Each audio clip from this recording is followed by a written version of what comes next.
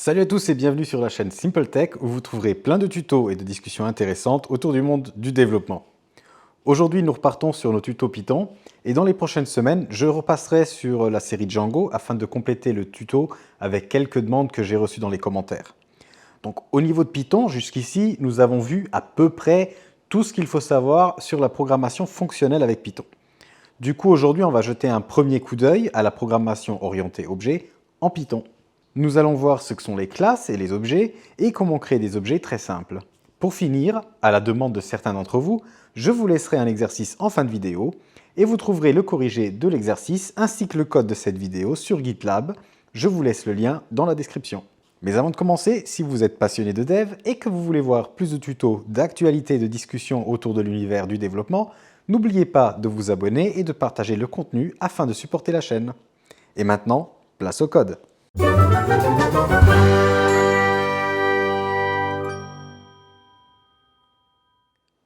Commençons par le commencement. Qu'est-ce que c'est qu'une classe et que sont ces fameux objets? Eh bien, vous pouvez vous imaginer une classe comme étant un plan ou une spécification des objets que vous souhaitez manipuler dans votre code. Et les objets sont des instances concrètes de votre classe. Pour faire un parallèle avec la vraie vie, les plans de votre Renault Clio pourraient être considérés comme étant une classe, et votre Renault Clio ainsi que la Renault Clio de votre voisin seraient deux objets qui sont deux instances de cette classe Renault Clio. Illustrons ça tout de suite avec un peu de code. Donc là, on va créer une classe simplement en utilisant le mot-clé classe. On ajoute un espace et puis on va taper le nom de notre classe. Nous, on utilise la convention PEP8, donc PEP8 nous dit que les noms de classe doivent être composés de mots qui commencent par une lettre majuscule. Donc par exemple, si on aurait une classe grande maison, on aurait tapé le nom de la classe avec un grand G, grande, et puis un grand M, maison, tout en un seul mot. Mais revenons à nos moutons, nous on veut créer une classe voiture, donc voiture avec un grand V, et on finit tout ça par un double point. Ensuite, on indente un nouveau bloc de code, donc tout ce que je vais écrire à partir de maintenant appartient à cette classe. Et là, notre classe, pour l'instant, je ne veux pas qu'elle fasse quoi que ce soit, donc on va simplement taper pass, ce qui nous permettra de jouer déjà avec notre classe sans pour autant devoir déclarer tout ce qu'on veut déclarer dans cette classe. Donc là, on a une classe vide voiture, on regardera bien sûr plus tard comment la rendre un peu plus intéressante. Mais maintenant que nous avons le plan pour créer nos objets, on pourra créer deux instances de cette classe de la manière suivante. Voiture bleue est égal à, et puis on va taper le nom de la classe, voiture, et parenthèse ouverte, parenthèse fermée. Voilà, on vient de créer un objet voiture. Maintenant, on va créer un deuxième objet voiture, donc voiture rouge est égal à voiture également, avec les parenthèses. Et voilà, nous avons maintenant deux objets qui sont des instances de voiture et que nous pouvons manipuler. Par exemple, on pourrait faire voiture bleue.couleur est égal à bleu et voiture rouge.couleur est égal à rouge. Si maintenant nous imprimons ces deux propriétés, donc voiture bleu.couleur et print de voiture rouge.couleur, et qu'on exécute tout ça, nous voyons qu'on a bien deux voitures distinctes, une fois l'une d'entre elles avec la couleur à bleu et l'autre avec la couleur à rouge. En revanche, ce qu'on vient de faire n'est pas top, car un utilisateur de notre classe n'a aucun moyen de savoir quelle variable on a utilisée dans nos objets voitures.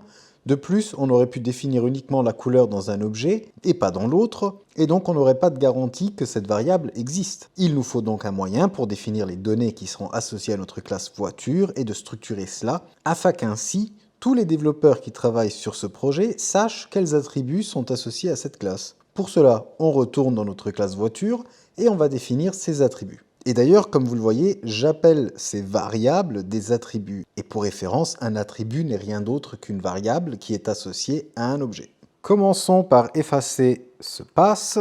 Et à la place, on va taper def underscore underscore init underscore underscore parenthèse ouverte. Entre parenthèses, on va taper le mot-clé self, double point. Et là, on va faire self.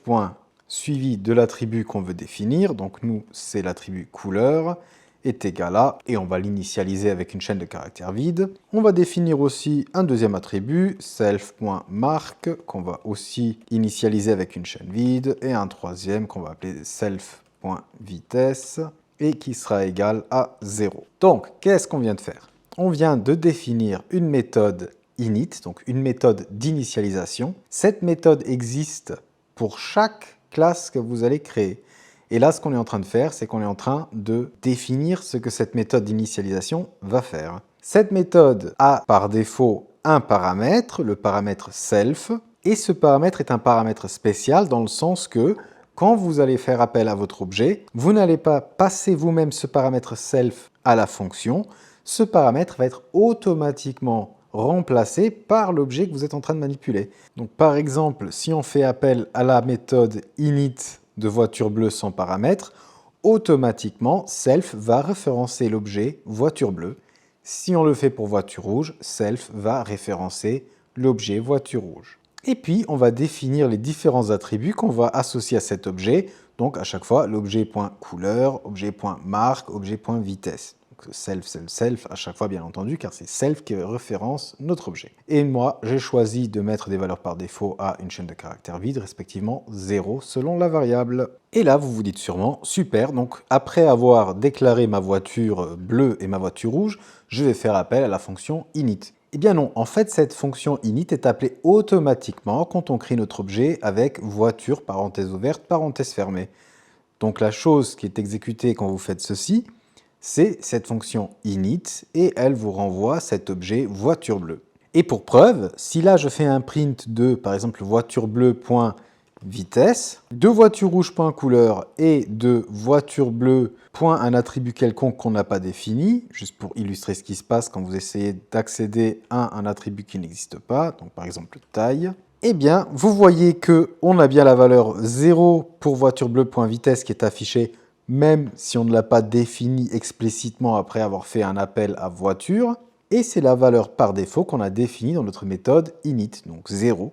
Voiture rouge.couleur nous donne bien la valeur rouge en résultat car on l'a réassigné à la ligne 12. Et finalement, voiture bleue.taille n'existe pas car on ne l'a ni défini nous-mêmes ni défini dans notre init. Et cela nous donne donc une erreur. Cette fonction init nous donne un gros avantage car cela nous permet de garantir que chaque voiture aura les champs couleur, marque et vitesse. Donc c'est cette fonction init qui va structurer notre objet. Cela a plusieurs avantages. Premièrement, nous savons avec quel type de données nous travaillons. Tous les développeurs sauront, eh bien, cette voiture, elle aura une couleur, une marque et une vitesse. En plus, notre éditeur le sait aussi. Donc, si je tape voiture bleue, point, eh bien, vous voyez qu'il m'affiche qu'il y a un attribut vitesse, couleur et marque. Donc, si je tape marque est égal à BMW, je sais que cet attribut existe et je lui réassigne une valeur appropriée. Maintenant, si je remplace ce print voiture bleue par print voiture bleue marque, et que je rajoute un print voiture rouge.marque, vous voyez qu'on a pour la voiture bleue la vitesse 0, pour la voiture rouge la couleur rouge, pour la voiture bleue la marque BMW, et pour la voiture rouge finalement la marque est encore à une chaîne de caractères vide, car on ne l'a toujours pas assignée avec une nouvelle valeur. Maintenant allons une étape plus loin. Dans notre exemple, il ne fait aucun sens d'avoir une voiture avec la marque et la couleur par défaut, et on sait déjà qu'on devra changer ces valeurs à chaque fois. Donc le mieux, ce serait de pouvoir les initialiser d'entrée de jeu avec les bonnes valeurs. Et pour cela, on peut adapter notre méthode init de la manière suivante. On rajoute deux paramètres en entrée, p couleur, p marque. Donc je rajoute le p underscore juste pour pouvoir faire une différence entre l'attribut et le paramètre qu'on passe à la fonction. Bien entendu, vous auriez pu appeler ces paramètres couleur et marque, ça n'aurait fait strictement aucune différence. C'est juste pour mieux illustrer la différence dans notre exemple. Et là, à l'intérieur de la méthode init, on va faire, cette fois-ci, self.couleur est égal à pcouleur et self.marque est égal à pmarque.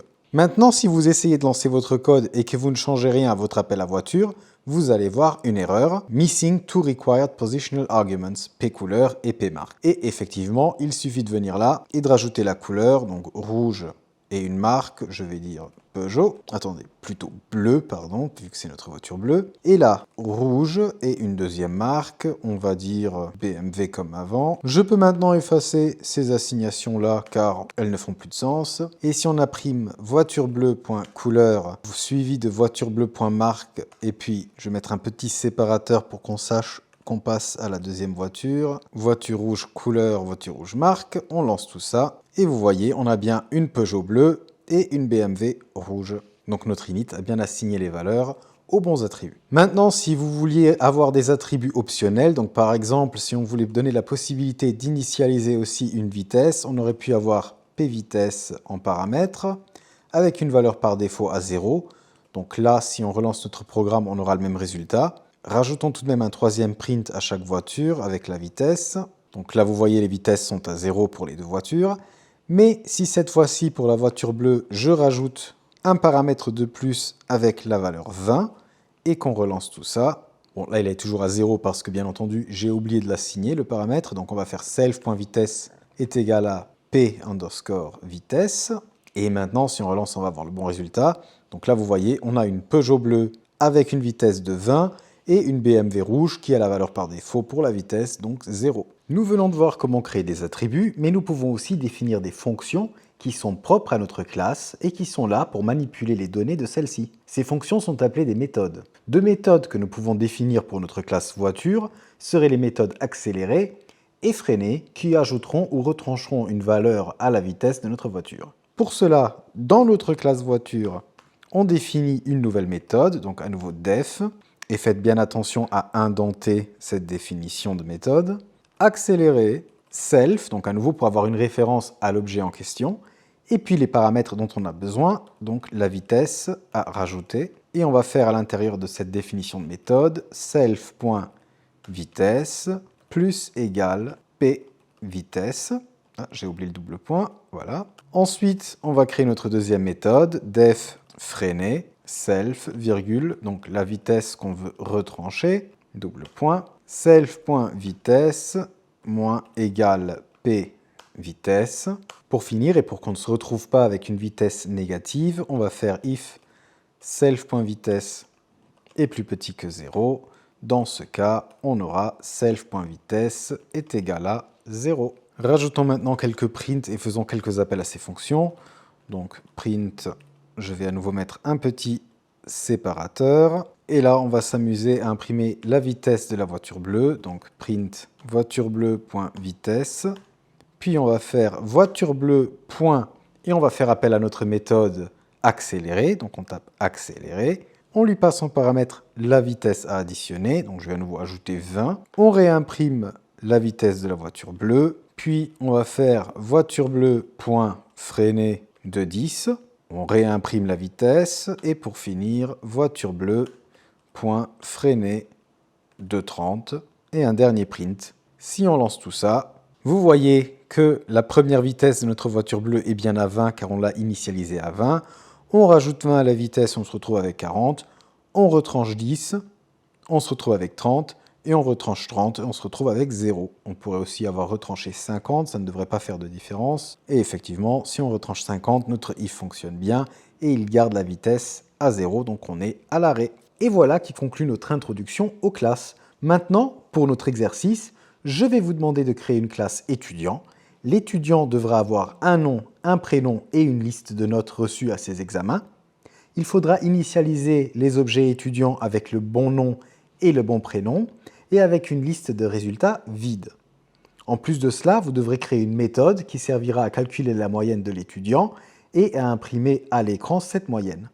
Si la liste d'examens est vide, la fonction devra imprimer le message « L'étudiant suivant », suivi du nom de l'étudiant, n'a pas encore complété d'examen. Je vous laisse réfléchir à cet exercice et bien entendu, vous trouverez le résultat sur GitLab. J'espère que vous le réussirez. N'hésitez pas à me le faire savoir dans les commentaires ou sur notre Discord que vous trouverez aussi dans la description. En attendant, comme d'habitude, si vous souhaitez me soutenir, n'oubliez pas de liker la vidéo, de la partager au plus grand nombre et de vous abonner. Et moi, je vous souhaite un très bon week-end et je vous dis à très bientôt. Ciao!